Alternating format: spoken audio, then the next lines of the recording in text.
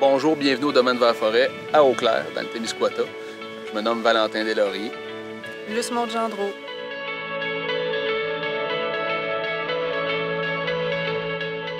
Domaine Vert-Forêt, tout d'abord, on est deux passionnés de la forêt. Quand on a commencé, on était propriétaire d'un lot forestier. Puis on est allé vers la sériculture, déjà près d'une dizaine d'années qu'on a commencé la production de sirop d'érable.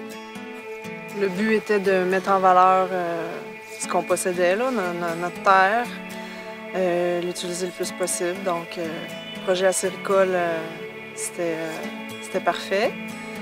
Le projet plus agricole a suivi là, dans les années par après.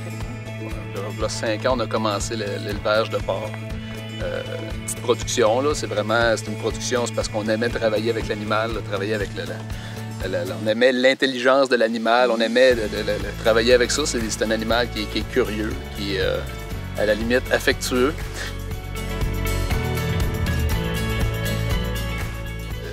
On a un jardin, on essaie de cultiver le plus possible tous nos aliments, d'avoir une certaine autonomie alimentaire. C'est sûr que l'érablière, on en fait plus que nos besoins. Pour notre autonomie, pour notre santé, dans le fond, c'est notre mode de vie.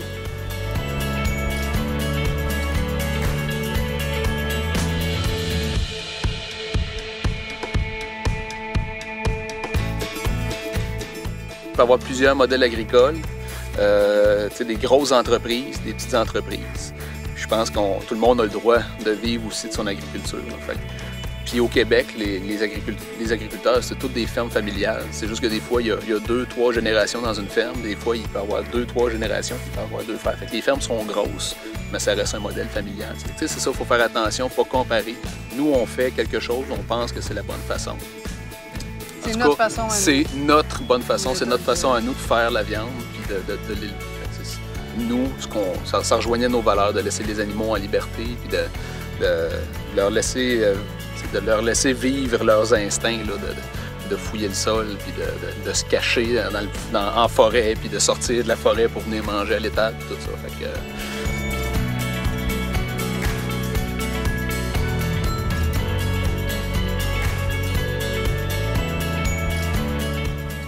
On veut que les gens achètent notre viande pour se nourrir.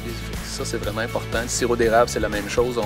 On a un format qui est familial. C'est un beau cruchon en verre. Puis l'idée, c'est de l'avoir à moindre coût. On met un sirop de qualité, d'extrême qualité là-dedans, super bon goût, mais on veut que les gens puissent consommer notre sirop d'érable puis l'utiliser à tous les jours, cuisiner avec ça, puis le mettre dans toutes leurs recettes. On veut essayer de démocratiser un petit peu l'alimentation locale, pour que les gens puissent profiter de ça.